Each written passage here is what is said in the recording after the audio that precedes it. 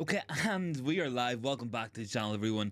So, plenty of things we want to get through on today's show, I guess. We're going to start with a big story. A lot of Manchester United's plans for the 2024 year really has been revealed, and it's kind of what we're going to be doing in the next couple of months and then leading into summer, where we're looking, what kind of players we're looking at, ultimately who's going to be the guys deciding who's going to be buying those players. So I guess we'll kick off with the immediate focus. Now, the immediate focus, very much according to Fabrizio Romano, is installing in the board of directors, installing in the executives and the guys who are going to be running the show. So that's going to be, of course, our Jean-Claude Blancs. That's going to be the Dan Ashworths. That's going to be the Paul Mitchells.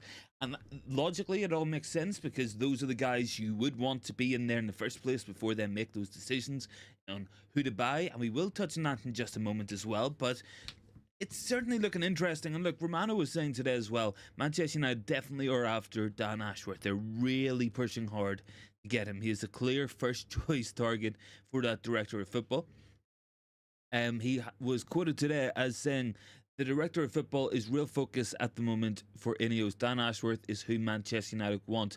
At the end of the winter window, INEOS will really try to make this happen once they're fully in control. So, obviously, look, we still got to wait for that sporting control to come in play. That's not going to happen until the fit and proper ownership test is passed, but we are getting really close to that point, and it should be done sometime within the next 2 weeks. Ideally, those will be the expected timeline, I guess, for that there. So then, moving on, what kind of players are we looking to be signing? Well, we've got two of them on the thumbnail as well. We've got Jared Branthwaite and we got Michael Olise, two players heavily linked at this moment in time, and ultimately I think two really interesting players. Now, Muppeteers have said today that the focus really is on an overhaul at centre-back, potentially Maguire, Lindelof and Varane all leaving the club in this upcoming transfer window. So we will see a lot of centre-backs brought in, and I think Jared Branthwaite is a very, very good centre-back, very young, very much an up-and-coming centre-back in the Premier League. I think he defends those wide areas well. He's good on the ball. Maybe we don't get to see as much of him on the ball as what we would want to see, and I think that's probably because of the Everton system and the way Sean Dyche is setting that team up. But I think there's a lot of quality there with Jared Branthwaite, and I think he is a player that we're definitely looking at. Olise, again, it's another one maybe we could have looked at or we should have looked at, but ultimately we haven't. Up until this point, there was buyout clauses, £35 million we could have got this guy for. We could have got him for a lot cheaper before he ever went to Crystal Palace in the first place, but that's not how Manchester United operated at the time. Let's hope we can operate like that in the future, and I think you got two potentially really good players there. Look, there's concerns with either player. Obviously, Branthwaite is still quite unproven. He has been doing really well at Everton this season, but what's he going to be like in a more possession-based team? What's he going to be like under that sort of microscope that all Manchester United players are put under? Olise, I think you got genuine star quality. I think you got a lot of talent, a lot of ability, and somebody who would come in as a clear upgrade on that right wing. But my big problem with Olise is probably looking at the injury record, and I think the injuries are the big concern with Michael Olise. It's repetitive muscular injuries. That's a concern, because that would suggest maybe that he's got an actual fault in his body where he gets these kind of injuries on the regular. So certainly things to be concerned about on that point of view. I do think that both players will come in and make a big difference, and we can also share some other players that we are looking at as well, and I want to go through those with you guys. This is coming in from Nazir Kinsella, I think from the Telegraph. The plan is for this window, it's going to be looking at goal scoring as well. So apparently we're looking at a top class centre forward around a similar level to Harry Kane. Personally, I would be surprised if we get a player in of that quality. I really would. But I do think you could see a centre forward brought in. I think you can see a striker brought in to this Manchester United team. Absolutely. I can see more goals coming in. And number 8, so a box-to-box type midfielder. I think that's interesting. I'm not too sure what the plan is going to be there. Obviously, Kobbie Mainoo coming through. Is he going to be a 6? Is he going to be a number 8? Where is he going to feature long term? Where's his development going to be? A centre back as well. That would kind of fit the Jared Branthwaite reports we're seeing from the Muppeteers, and we're seeing from a lot of other reliable sources as well. And a right back as well. And I think that's an interesting one. Obviously, we've got left backs in both Luke Shaw and Tyrell Malacia. There's Alvaro Fernandez. We're not too sure what the situation is there. There will be a buy option in the loan that he's going for Benfica, so he could potentially leave the club. I think right back's an interesting one, because I think Dalot has been fairly good at times this season. Still has a lot of inconsistencies in his game. I think he played quite well yesterday against Tottenham. And then obviously Aaron Wan-Bissaka, who also has some deficiencies in his game. So could we maybe see a new right back brought in? Maybe someone with a mixture of the qualities of Wan-Bissaka and Dalot. Someone who can be good on the ball, be progressive, and also be able to defend and mix last-ditch slide tackles, be that kind of covered defender at the same time. I think a balance of those would be what we're after as well. We've got Luman in the chat. It's good to see you, Luman. And as well, guys, look, I'm asking on the poll, should we be focusing on Premier League talent in terms of our signings? Because that seems to be the report. Now, a lot of people are looking at this thing that INEOS are just going to buy English players. It seems very much that it's going to be players based within the English footballing system who might, like Olise, for instance, he is French. But there are definitely options out there in that regards. I think it's an interesting one because typically when you move away from the Premier League, you would expect to get cheaper deals. Manchester United, we spend a lot of money on players regardless. So are we safer spending a little bit extra on buying players who we know have more of a chance of succeeding in the league because they've already done it? Let me know your thoughts down below on that there, when it's yes, no, or if the price is right. And I want to go through what Fabrizio Romano had been saying earlier as well. Some of these quotes they're kind of interesting. A lot of it's still expected, is what we would imagine seeing as well, to be fair. But first and foremost, the situation with Manchester United and Karim Benzema. It's an interesting one that has popped up across the last couple of days, and this is definitely one that we have seen rumours of online. Romano is able to say that there is nothing concrete or advanced. Very little talk has gone on. So I don't think we're going to see Karim Benzema brought in between now and the end of the season. I would be absolutely stunned if so, because I don't think he would take a pay cut. I don't know if we can afford the wages he's getting in Saudi Arabia. So that's why I think it's not going to happen in that regard. According to Romano as well, this is on Hannibal Mejbri, a player who of course is going to Sevilla. And the feeling at United is that Hannibal will 99.9% return to the club at the end of the season. Now, he's going on loan. There's the option to buy for £20 million. And I think when we read further into it, outside of Real Madrid and Barcelona, no club in Spain in the last year or two has spent over 20 million on a single player. So I think it's very unlikely that we see Hannibal move on as well. Le Mans is down there. All the attention is shifted to INEOS and Ratcliffe from this. Yeah, look, I think this is a natural thing. I think this is always going to happen. And the reason why is most of the press attention and the media attention is going to be very much focused on the footballing side of things. And if INEOS are taking over that footballing side of things and running it in their way, how their things should be done, then it's always going to be the bigger focus. Maybe not everybody who would be casual readers or casual viewers of a lot of Manchester United content will be too concerned about the debt situation or about the commercial side of the club. Obviously, like we as a fan base are, we've been concerned about debt for a hell of a long time, but certainly there has been a change in focus. I think that's a good point as well from yourself, man. I think just looking as well at some of the other quotes coming out from Romano is kind of interesting.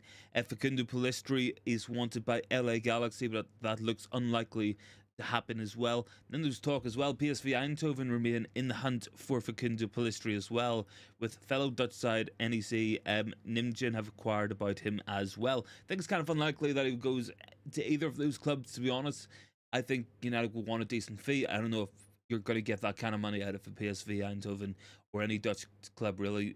Outside of the Premier League, and maybe a couple of Bundesliga clubs or the occasional Serie A club, not too many clubs in all of Europe are going to be playing 20, 30 million pounds for a player, like full stop. So I do think it's an interesting one for sure. Tom is down there. Would Palace be interested in a deal with Wan-Bissaka when Liverpool and Chelsea have been starting all season for a cash deal? Look, that is part of the reports as well. I don't know, because look, really, and I did see a short video on this earlier as well. There is an issue at Crystal Palace with the right back area. So they've basically had Joel Ward and Nathaniel Klein maybe for the best part of 15 years at this point. Obviously Klein came through, Klein left and was replaced by Joel Ward.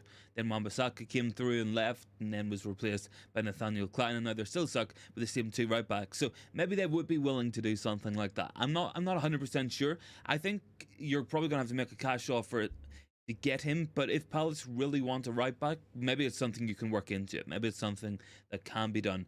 in that respect as well. Look, guys, keep voting on that poll as well. I've got 12 votes on it so far. Most people do seem to be thinking we should focus on signing Premier League talent. I think it's an interesting one. I think the distinction between Premier League talent and English talent, as the general feeling within the fan base, is most people will be willing to buy Olises or Netos or like an Ivan Toney, as opposed to what we see as or perceive as maybe like a negative signing with a Maguire or a Wan-Bissaka. Players like that seem to have had a negative rap based upon them as well within the fan base. I think it's an interesting one just to talk about as well. Some other things I do want to go through. I think when we're talking about big signings, and I think when we see reports that we're looking at a goal scorer of the level of Harry Kane, it does kind of beg the question why we didn't make that move in the first place. Now, I think we are perfectly well set with Højlund. I have no worries about him at all in the long term, but I do think you still could improve upon him, certainly short term. I think yesterday was a good goal, but I do think that long term I have no concerns. But if you did bring someone in on short term, I think you probably get the best of both worlds there. You have a young player coming through, you have a top player there already to score the goals. But I don't know if scoring goals is the only issue we're really having. Look, we're conceding a lot of goals. The system is really questionable at best, and I genuinely don't know what we're doing on the pitch a lot of the time. And we will get to that in just a moment as well. Big T says Wan-Bissaka left the Palace. It's an appointment to please the fans. It might be. It might well be. I'm not too sure what's going to happen there with Wan-Bissaka. And look, when we're seeing reports about us looking right backs, I think one of Dalot and Wan-Bissaka is going to go. I think one goes in this summer transfer window. And look, ultimately, it's going to be up to the club what they decide to do. I think in Dalot, we have a fullback really good on the ball, and his aggression sort of work, his passing is kind of underrated. I think he yesterday showed a different side to his game we don't always see, where he was winning a lot of duels, winning a lot of tackles. I think Wan-Bissaka is a fairly unique talent. Yes, he's not particularly good going forward, but you put him up against some of the best wingers in the world and he takes them out of the match. So I think that's a massive, massive benefit to having Wan-Bissaka in your squad. And that's something you can definitely build upon as well, is having him as a backup option as well. Big T says we have no system and that's the problem. Yeah, we really don't. I might just pull it up now as well, guys. I think I will do it. I'll pull it up. I'll probably come back to this as well at some point once some more people join in with the stream. Let me quickly move across here. There we go. So I wanted to bring this to everyone's attention because this really caught my eye yesterday. Now look, we know the out of possession stuff's really bad, but take a look at the difference between Ange's Spurs in the pink and Manchester United under Erik ten Hag in the blue. Take a look at the midfield structure. Take a look at the passing network. We felt like Kobbie Mainoo was by himself for a lot of that match yesterday, and he really, really was. And there's no doubt about it now as well. If we look at it from that point of view, it is such a mismatch of shapes. It really does not look pretty to look at, and you can see some of the big issues. There's no right hand side at all in the match yesterday. Garnacho not getting high enough further forward. Too many passes going into Rashford as well in forward areas. You were looking at Wan-Bissaka playing those passes. You were looking at Bruno and Højlund and even Eriksen as well. It is a concern. It's very lopsided.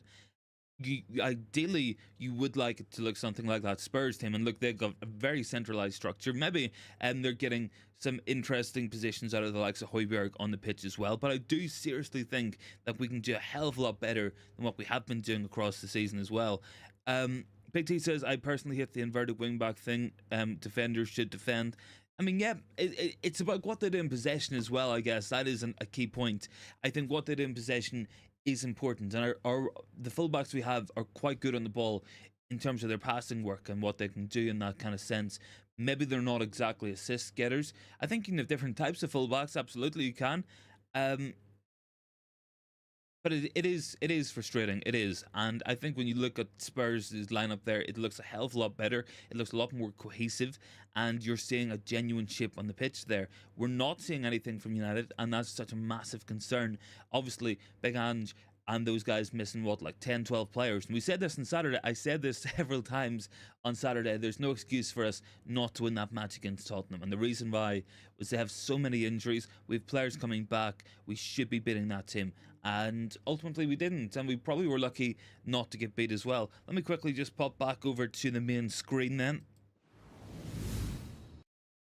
There we go. But yeah, look, I certainly think it's a massive frustration when we watch Eric Ten Hag's team that should be a lot further on the process, a lot further on the project, and we are still struggling. We're still not finding ourselves in any kind of a good system, any kind of a good plan, and it just looks disjointed. I think there's a hell of a lot of issues even out of possession. That graph that I did have up there, that was your passing lanes where you're trying to pass. You're seeing players playing long passes all the time, having to rely upon them, and a lot of it is really, really bad in terms of what Eric Ten Hag has been doing, and we do have to question him on that as well. I think certainly things that concerned me when watching that match was looking at the press was kind of all over the place as well. At the same time, the space was all over. We were pressing high with a real bad structure as well, and it was so easy for Spurs to play out of as well at times, and it was just such a frustrating watch as well. Now, do I think the players and the personnel we have are are are fantastic? No, I really don't. I think you have McTominay, who came on yesterday, and we lost a lot of the control in midfield. I think you had Ericsson in the first half. He looked absolutely done. His legs looked like they'd gone. It was really, really poor from Christian Eriksen as well. He just doesn't look like he has what it takes anymore to play at this level. And I think across the board, midfield, you're seeing big issues. You're seeing big issues in terms of what we're doing further up the pitch with the press, with the rest defense. It's very worrying. It's very concerning, and you do have to ask yourself, what has Eric Ten Hag been doing? Now, look, he's got 2 weeks till the next match. We play Newport or Eastleigh in that match, and we should be beating them regardless. And then after that, we go on a little bit of a run in the Premier League. But absolutely, got to be doing better than what we have been doing across the board. Really do. Big T says the lack of a shape must be instructed from the manager. The players no shape, especially from international duty. I mean, yeah, look, ultimately he is the man setting them out, and it's one of those, look, any team can lose their shape in a match. If things are going wrong or just the team is having an off day, they can lose their shape. That's understandable.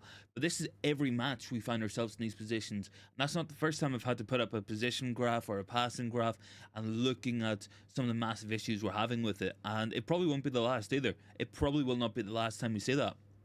And I think that's my stress and concern there as well. And I think for a lot of the season, we have been kind of lucky at times.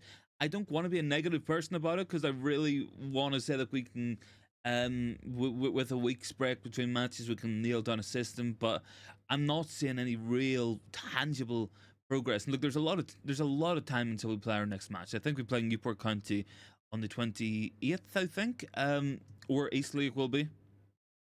But we don't play them for almost 2 weeks. So we should absolutely be turning up and winning. And look, we should be winning the next couple of matches regardless. We should be beating Wolves. We should be beating West Ham. These are teams you have to beat. And I'm hoping that by that time we could have worked on some of the issues we're having. Big T says McTominay at least got a chance. That's more than other players in the pitch. You have to ask why McTominay can get into goal scoring positions and others can't. Yeah, you do. I'm not too sure if it's a byproduct of having him on the pitch in the first place, but I think, like, even watching that there chance, he should have done a hell of a lot better as well. Completely free header, almost in the 6-yard box if he was. Should absolutely be at least hitting the target. Absolutely, there was no real excuse for that because that is what he's on the pitch to do. That is what he's there to bring, and you know, if he's not bringing it, then we do have to ask what he's doing there as well. But I do think one of the big concerns I have is genuinely, what's the alternative? Because we can play Ericsson, who's got no legs and gets run past every single match. We can play McTominay, who we end up losing all the control over as well. Jordy's down below. Big ups to you as well, Jordy. Thanks for joining in. Big T said, did you see Onana never played enough on today after all the fuss? Man, it just seems like one of the most ridiculous things I can remember in a very long time. I really don't get the point of it. I don't know why he's had to play every last match he can do. Ended up missing out on African Cup of Nations, the first match. And I mean, ultimately, the Cameroonian FA have every right to say, like, you've just messed us about so much throughout this entire process. Why would we even want to play you at this point as well? You know, these are questions they'll be asking for sure as well. Just some interesting votes on that poll as well. 50% think we should focus on Premier League talent. 29% would add on to that if the price is right as well. and only 21% said we shouldn't be focusing on Premier League talent. Look, I think genuinely across the board, we look at Premier League talent as what we should be looking at. And I think as well, if you want to dig a little bit deeper and look at leagues where players are coming from abroad who've had a real good impact at United, I think you can look at the Portuguese league as one where there tends to be a good conversion rate. I think Spanish league players haven't let us down too much, but we haven't really signed a hell of a lot of them. Big questions about Bundesliga, big questions about players from Serie A, even bigger players from Eredivisie as well. So if we're focusing kind of on players from the Sporting Lisbons of this world, Benficas of this world, I guess it's an understandable process to take, but I would like to see us across the board trying to get players in at a younger point as well. I think looking at some of the news that's really coming out in the last couple of hours, when we're looking at Jared Branthwaite, we're looking at Mikel Olise, these are players we should be looking at. These are players who probably come in with very little transition, very little settling in period, and they probably come in and do quite well. Now look, there's concerns with both players. Do we have the facilities really and the players at the minute to get the most out of Elise that he would need to? Is he going to have that players to link up with? I don't know. Big T says, for whatever reason, no Premier League players have worked with the time to stick to players who know our league inside and out. We need ready now players. Yeah, look, I would agree with that as well. I think you got to take the view that as much as we're building a long-term project here, I think it also has to be a project and a team that can compete in the here and now as much as it still has an upside potential as well. So I think that's something that's key. If you have a team now who can finish top four, can be close enough to the top of the league, that's only going to get better as it develops, as they grow, and as well with other players coming in, then I think you're onto a recipe for success there. I think if you're solely buying players that might work out in 3 years, I think you're kind of writing yourself off for a long time. But in the same hand, I think you can't be too short term with it as well. Look, it's a difficult balancing act. Thankfully, people with much more experience and expertise than me are going to be making these kind of decisions. Your Ashworths and your Mitchells, they're the guys going to be planning that there. All we can really do is analyse and react to it as a fan base, and I guess that's probably the best way to take it forward. Now, look, I think it's a smart idea what we're trying to do in this upcoming window. I think we're hopefully going to have a decent transfer budget. I think the money invested by Ratcliffe should really help out with that, certainly on the books, and that will definitely be a benefit to us because we're going to have a big window. If the sources coming out and the reports coming out today are to believe, it's looking like a striker, a midfielder, a centre back, a right back, and a right winger. Could be 5 players in this summer, and that's quite a lot of talent to get in one summer. If we can get them right, though, I think you're looking at a much better team because that's half your team replaced already.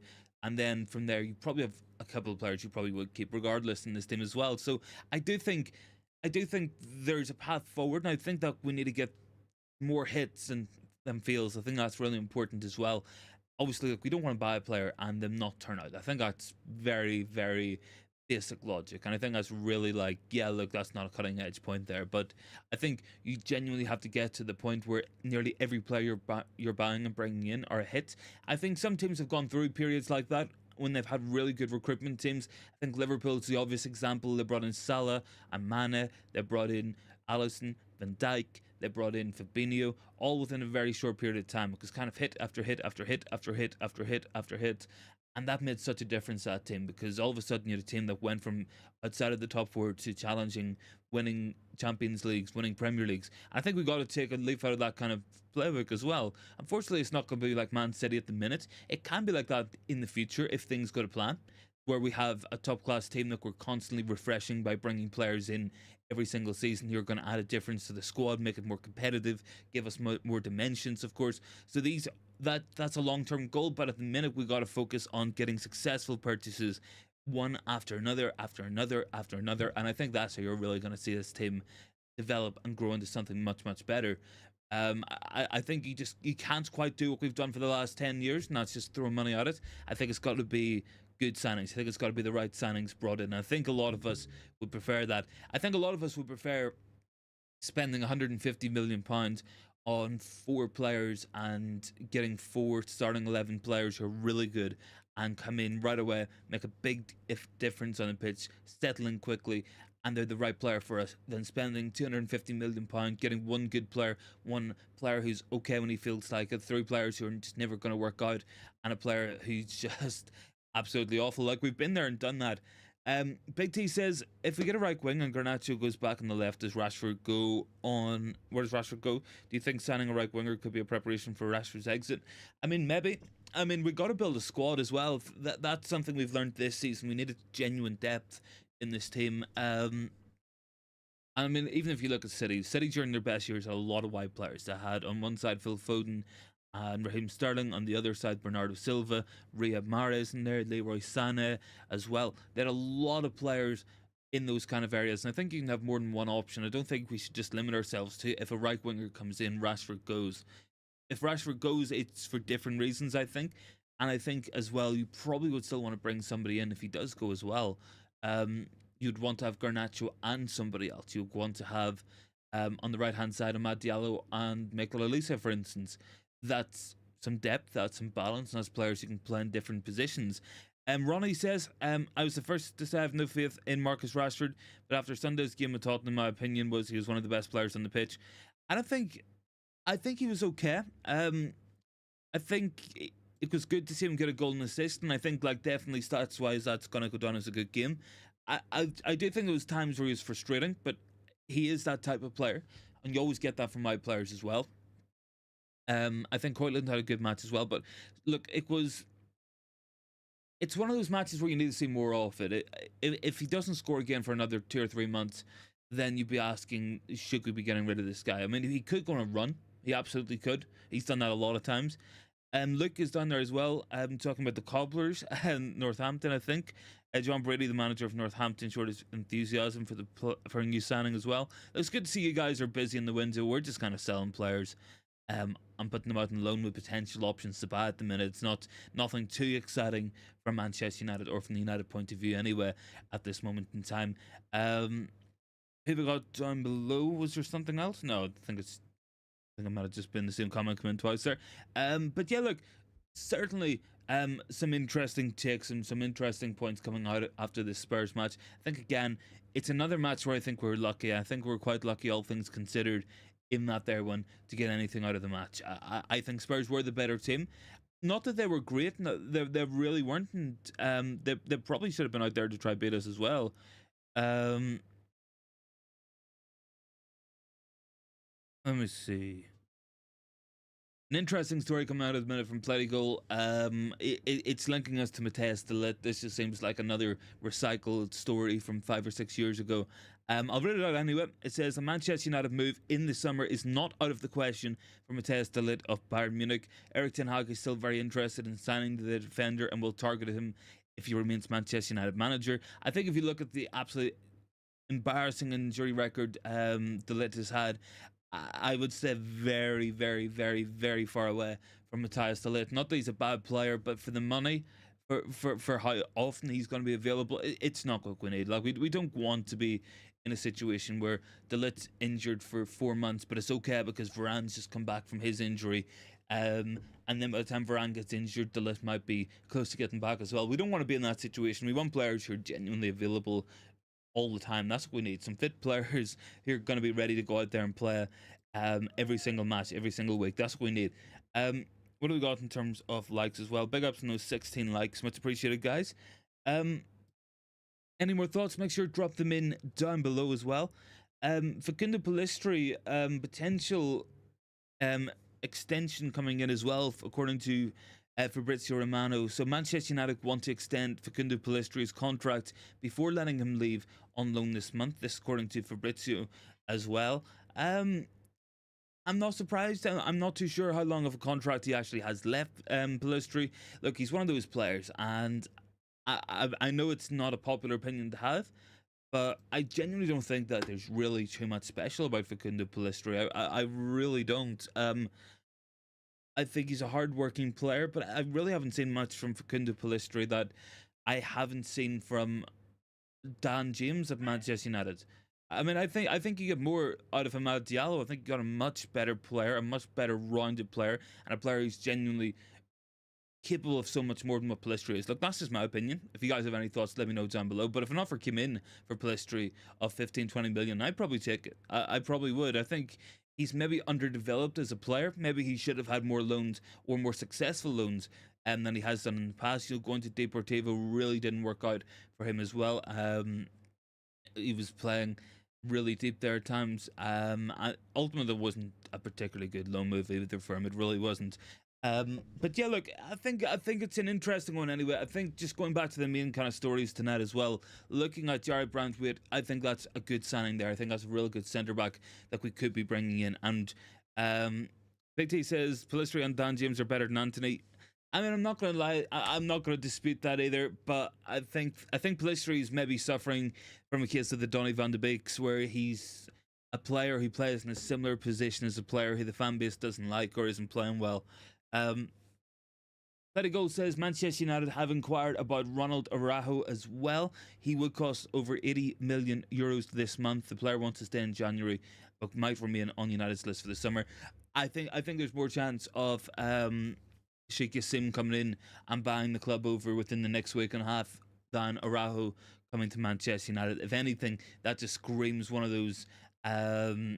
He's looking at a new contract and he's going to use us to try and get a bigger wage out of Barcelona. There's no chance of that happening at all, really, in my opinion. Look, if it happens, I'll be absolutely stunned, but I just can't see that happening as well. But certainly, look, guys, I think it's an interesting time when we're looking at a lot of the deals we're doing at the minute. And I would like to go back to it as well. A lot of loan to buys. And that's going to cross the board. Robert said we are interested FC. We definitely are interested FC. We're not buying Ronald Araujo, but I think just going back to what I was saying there as well, if we look at a lot of these deals, a lot of them are kind of questionable. Sending Alvaro Fernandez, loan potential option to buy. Donny van de Beek, loan potential option to buy. Jadon Sancho, loan. Then we have Hannibal Mejbri, another loan with an option to buy. You kind of would get the impression, now I don't know if this is the case, but you would kind of get the impression that these are players who might want game time now and who need game time now. And a lot of them could go in the summer, some of them might go before that. But I do think it's interesting. Is that something that's being done because there might be a change of management coming up in the summer transfer window? We might want to have another look at them across pre-season. What's the plan there? I'm not too sure. And I think it's something that maybe it's worth considering or thinking about, even just for a couple of minutes. Is that going to be the plan? Is that something we would do? I don't know. Like it is difficult to say, because really everything we're hearing from the INEOS side is that their immediate priority is sorting out the in-house stuff, sorting out what we're going to be doing long term, looking at Dan Ashworth, Paul Mitchell, Blanc, getting the right people in charge to make the right decisions for the future of this club. Is that something that we're seeing already? I'm not too sure, because there's been at least once. I think Fernandez, they seem to have stepped in on. I think Hannibal has seemed to step in on as well, because there was no report of buyback clauses or sell-on clauses initially, and then all of a sudden it's come back in now that there will be a sell-on clause for Fernandez. There will be a buyback clause if Sevilla take it for Hannibal. I think it's very unlikely that Hannibal does go to Sevilla permanently. I don't think that's going to happen, in my opinion. Big T says, should we bring players in on loan with the option to buy, even if there is of them? If not, we don't have to stop wasting money. Yeah, I mean, we could do that. It does kind of feel like the current executive of the club have kind of just like put their feet up and just kind of said, look, this isn't going to be our problem in a couple of weeks' time. And then what can INEOS really change in February as well? That's a question, for sure. Not very much. That could be my initial impression. That really would be my thoughts exactly on that. There is that I don't think INEOS can change very much immediately, and I don't think we're going to see that immediate change that maybe we want either. So it is an interesting one. It will be an interesting one to see what happens across the board in that there. Let me see. What is it? 1 second there, guys. Just in something pop up there. Want to have a quick check out. No, it's all good. It's all good. It's all good. I think across the board, it looks like there's an interesting day coming up there as well. Both Everton and Forest getting in trouble with financial authorities. Wonder what's going to happen there. If there's going to be any action taken against them, could we see players going down? And I guess that's maybe where we're seeing players like Jared Branthwaite linked to United. I mean, if Everton get another point deduction, they might end up in the relegation zone again. And what happens from there, I'm not too sure. I'm not 100% positive on the actual league table at the minute. I think Everton have 17 points. So if they end up with 10-point deduction, they would be bottom of the league again. And what happens from there? Like, they do have some players I think we would be interested in, notably Jared Branthwaite, notably Amadou Onana. I think that's kind of why we're seeing these being talked about at the minute. I think Palace will probably stay up. I think we'll see Olise leave in this summer transfer window as well. It feels like kind of the Zaha deal before he left as well. Now, obviously, Olise still has a contract, but he will have a buyout clause. So there is a guaranteed fee that we can agree with for Olise. I think you got a hell of a player in Olise, but I don't know if we've got the capabilities to fit him into the team at the minute. He needs players to link up with. He needs players to play 1-2s with. He needs that sort of system around him. We have literally nothing on that right hand side, and I think that's going to be one of the big issues for either Ten Hag or a new manager to solve as well, is getting more out of that right hand side, balancing out the attack and moving forward as well. Big T says Forest will be bottom if they get a point deduction. I think they will be as well. They'll have no, sorry, they will actually still be ahead of Sheffield United. It kind of shows how bad Sheffield have been this season. They've only got 9 points. Even if Everton got deducted 10 points, they would be bottom. Forest would be a point off bottom. But yeah, I mean, I think that kind of gives hope to someone like a Luton Town to escape, and that could be something you see as well across the rest of the season. And I think that'll be an interesting conclusion to what could have been a really, really boring relegation battle as well this season, because it does look so obvious that Luton probably go down, Sheffield definitely go down, Burnley most likely go down, but it does kind of change it as well.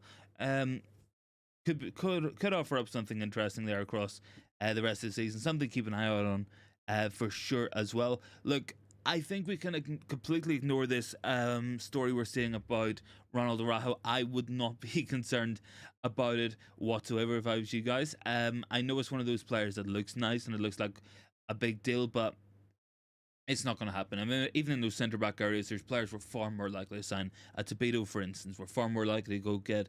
A Branthwaite, we're far more likely to go get an Ignacio or a Diamonde or an Antonio Silva. There's lots of players we're being linked to at the minute. Ronnie says, who would you like to see as a lone striker in January?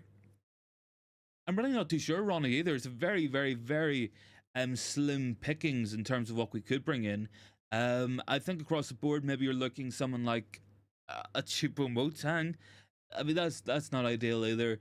I mean, I think the obvious talk at the minute seems to be Karim Benzema, and look, for anyone who is just joining in as well, there was an update around about an hour or so ago on Karim Benzema coming to Manchester United, and that was from Fabrizio Romano, and he has said that nothing's advanced, nothing's concrete, and there is no real talk. So it does look like potentially no incomings in this transfer window. I said at the very start I thought it could be a quiet window. I thought maybe bring one player in on loan.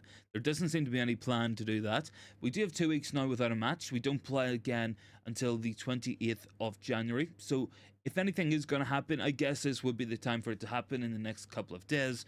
How long it takes us to do a deal, we already know that for sure. It takes us a hell of a long time to get anything done at this club. So it could be a case that you're looking in this next 2 weeks maybe to get someone in, but I really would be surprised if we ended up signing anybody. If I'm being honest, I would love to say we're bringing lots of people in. I just don't think we're going to do it either.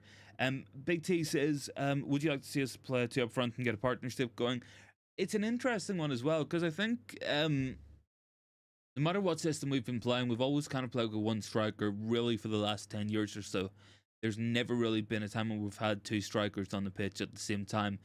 It's either been a 4-3-3, a 3-4-3, or potentially even a 4-2-3-1. So you could be looking at something like that, but it does beg the question, because a lot of managers want 3 players in midfield. A lot of managers want to have 2 wide players and 1 striker, and that kind of lends itself to a back 4. You could have a situation where you have a strike partnership and a back 3, depending on who your manager is, and I think those are options to go to.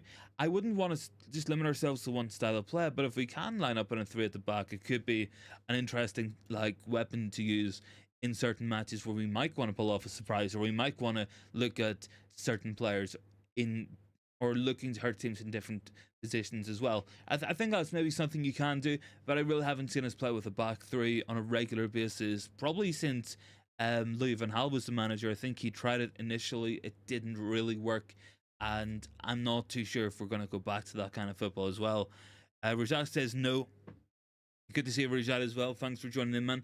I would still prefer to keep the midfield balance. I think I would still want to see more link up between the wide players and the striker, because really they're not exactly playing as wide players at this minute in time. They're cutting inside, they're inside forwards, they're playing in the channels.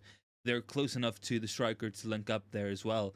So I think decisions need to be made. I think certainly, look, Ten Hag's got a lot of work to do in the next 2 weeks if he wants to have any chance of staying on, because INEOS will take a look at it and they'll look at the form, they'll look at the system, they'll look at the results, the performances, and they'll say, you've been here now coming up to 2 years. This team has gone backwards this season. You haven't made any real tactical adjustments within this season. Your only plan really has been to throw Scott McTominay on and hope that he wins a header in the box. And that's the top and bottom of the plan here. If you have a single injury as well, Big T says we need some old-fashioned wingers who cross. It depends. It depends, because you can still have players like that, and you can still have your inside forward types like Rashford and Garnacho and the likes, and you can get that out of your fullbacks. You can get the crossing out of your midfielders. It doesn't just have to be a winger. But I don't know what the plan's going to be. I really don't. I think there's a lot of work to do at this club. Let's just put it that way. There's a hell of a lot of work to do at Manchester United at the minute, and whether or not it's going to work, whether or not it's going to be successful, I'm not too sure. But we're going to find out together. We are definitely going to find out together. And I think some of the players we're looking at the minute would fill me with a little bit of hope. I think looking inwards at Premier League type players, I think you're maybe guaranteeing better levels of success. And I think that's probably what INEOS' plan is initially. You might see more investment from the Portuguese league, from the Dutch league, from the Belgian league across the next couple of years. But initially, to get things up and running, they might look internally and they might say, look, let's go get like an Ivan Toney, let's go get a Jared Branthwaite, let's go get a Michael Olise. Maybe we look at midfielders. Maybe we could bring in, I don't even know, like I still feel like we could have went for Matthias Nunes, and he would have been a really good option for us at one point. But obviously, he went to City. I thought that could have been a really nice signing there. But look, I think that's going to be what we're looking at this moment in time. Whether or not it's going to be the long-term thing, I don't think so, because I don't think they're going to want to exclusively buy Premier League. Big T says per cross needs to be lower. And Razak said, why Garnacho put that ball in? McTominay should have finished. He probably should have done better. I think he's got to get it in target. It was a pretty free header. Look, it was a little bit high, but he maybe could have done a little bit better. I think maybe if he had backed off a little bit, if he was maybe 2 or 3 feet further back, he maybe gets a better connection on it. But I think he should be trying to head it down if possible, or try to at least get it towards the target. It was a poor attempt. I think he knew it at the time as well, because he really showed it with his reaction. But look, it was a really disappointing performance yesterday. I think getting a point out of that match, probably the best we deserved on the day. And even at that, it's kind of funny, because genuinely I do think that Spurs didn't have all that many top level chances across the entire 90. I think the two goals that we conceded were really poor. You would question what we're doing with Eric Ramsey, because he's been here since 2021. He's been here for 3 years, and set piece coaching has always been part of what he's been doing. Now, look, he's had more responsibilities added on, of course he has, but I mean, at the top and bottom, he should by now have got a lot more done with these set pieces in terms of our scoring goals from them, or even defending them, because we can't defend corners, we can't score from corners. It's just such a pain as well to watch as well. It is disappointing across the board in that sense. It really is. Rajat goes, United had Casemiro on the bench and we bring on McTominay. I can only think that he wasn't 100% fit. I think that might be part of it. I'm not 100% sure why though. But yeah, look, we go again in 2 weeks time. I would expect us to have more players back by that point. I think Luke Shaw will be back. I think Mount will probably be back. Casemiro and Martinez might be ready to start matches, and I think you'll see a better team. I still don't think that the answers to our questions, the answers to our issues in this team have been within the squad the entire time, just injured, because I think we still lack those things from any player. I don't think we have a reliable goal scorer in all senses. I don't think we have enough legs in that midfield who can do defensive work as well. So I think the limitations have always been there. Big T says, when's the last time someone scored a free kick for us? It's been a long time, man. It really, really has been a long time. I would question. Something tells me it might have been Bruno against Liverpool 3-2 in the FA Cup. I think that genuinely might be the last time he scored a free kick. Like it really might be. Let me see. Let me Google this here. I think it might have been that one from Bruno. Maybe a Ronaldo one. Maybe he got maybe he got a free kick or two when he came back that second time. I'm not too sure. I'm not too sure. Any more thoughts, guys? Make sure to drop them in. Rajat goes, it was Ronaldo in the Norwich game. Thanks very much, Rajat. Yeah, look, I mean, it's not a good sign. Even like, I'm not even asking to score free kicks because I know that they're kind of hard to convert. Even getting goals from a crossed free kick or from a corner kick would be at least a benefit. Even if we could not concede goals from corner kicks, would be a massive benefit. I think I've seen something like 23 or 24% of the expected goals we've conceded this year have come from set pieces. So many times we're getting caught out, either not clearing from set pieces or just conceding headers, free headers in there, players getting dominated in the air. It's such a frustration across the board. It just really gets me because it is preventable. It's so preventable, and we should have been we've had Eric Ramsey there for a long time, and he just hasn't done anything across the board during his entire time with Manchester United. Guys, if you could drop a like, would be much appreciated as well. Make sure to stay tuned as well. Tomorrow should be getting the first video up that I recorded at the weekend. I'll probably have at least a video a day going up most of this week. I'll record some more tomorrow as well, just so we can keep a backlog, because I don't know what's happening with the lives at the minute. I mean, I think it's just numbers massively down at the minute, like, but it is what it is. Like, nothing really can do about that. But yeah, look, guys, thanks very much for tuning in today. Anyway, I think we're gonna leave the stream here because we've pretty much gone through the entire agenda. So look, I really appreciate it. Make sure to tune in again tomorrow and keep an eye out for some videos dropping very, very soon as well. Look, guys, have a good Monday night. Hopefully Tuesday is a better day as well for us, and I'll catch everyone in the next one.